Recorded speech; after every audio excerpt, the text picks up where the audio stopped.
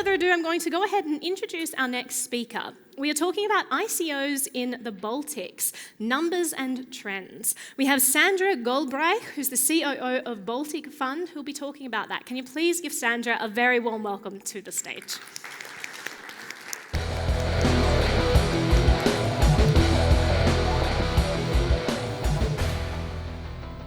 Thank you. Oh, okay, it's over here. Fine.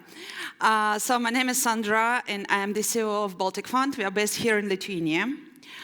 2 years ago, I was visiting a RISE conference in Hong Kong, which is basically the Asian place for meeting of Asian investors and ecosystem players, startup ecosystem players. And when I was talking to people, I told them that I'm from Lithuania, and there was always the same dialogue, like, Lithuania, where is it? Well, okay, it's somewhere in the Baltics. Do you know Baltic countries? Baltic countries? Where is it? And the situation has dramatically changed in 2016. And when Lithuania appeared at the world, and the Baltic countries appeared at the world scene as a region which was trending in ICOs. So in 2017, 2018, the ICOs in 3 Baltic countries raised over 0.75 billion. Sorry. And what contributed to it were, first of all, 37 Lithuanian ICOs, and then the media effect that came from the Estonian Estcoin when they announced it in October last year. I still can say if this Estcoin is some sort of PR stuff or it's really going to happen because of the regulations, you know. But still, the world recognized somehow the Baltic states and started talking about it. Also, what is important is the technical part of these ICOs, because the Baltic region in Europe hosts the highest concentration of Bitcoin full nodes. And the leader is Lithuania as well. So when moving to Lithuania, thank you, Lithuania is the leader in the region now, and Lithuanian ICOs raised 0.55 billion, and Lithuania really hit the world's crypto map, as to say so. And also what came in 2018, during the first 2 months of raising funds via ICO, Lithuania took the 3rd place in the world after the United States and after China. So can you imagine the United States, the China, and the small Lithuania? And given the fact that no money from USA or China were raised for Lithuanian ICOs just because of the fact that USA has the regulations and ICOs, Chinese ICO users are somehow banned. So the 2 main questions for the next 2 years are the 2 main issues, I would say, are the regulations and the results of 2018. And from this really depends what's going to happen with all this money raised at the ICO and what's going to happen to those crypto investors and how the whole picture is going to change. So the main threats at the moment are, first of all, regulations again.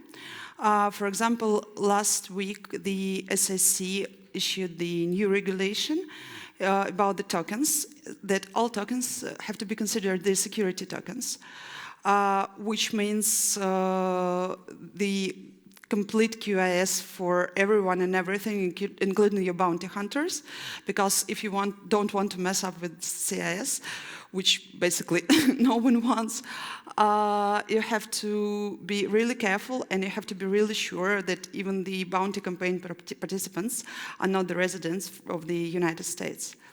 The second question is of the regulation are the EU authorities that are looking at the United States, seeing them as some sort of example what to do, and they're considering the situation happening in the United States when applying some regulations here in European Union. The second main issue is the percent of projects that will survive by the end of 2019. Because in 2016, 2017, the majority of funds were collected, and now all the crypto investors are waiting for some results from these funds. And once the biggest projects, if they will crash in 2018, 2019, it will completely change the situation and it will change the crypto economy. The third problem is private financial institutions. And by private financial institutions, I first of all mean banks. So imagine like Lithuanian, Estonian, whatever you companies making an ICO is successful. And then they would like to open like a proper bank account in a private bank and to start operating. The thing is that most of the banks, they don't really want to open these accounts because in 2016, no one was really thinking about the regulations about the QIC, AML policies and all the stuff. Now in 2017, 18, ICO started thinking about it and now like nearly every ICO has some QIC procedures, but still the banks don't want to take responsibility for this crypto money, for the crypto investors, and still banks are not really sure that they can open an account for these companies. So what happens, the company collected money on the ICO, but practically they can't operate, they can't pay their salaries, they can't pay their expenses, just because they don't have a proper bank account. So there are some sorts of solutions, but still, like all those companies who want to make it done properly, they don't have really many opportunities in the modern world.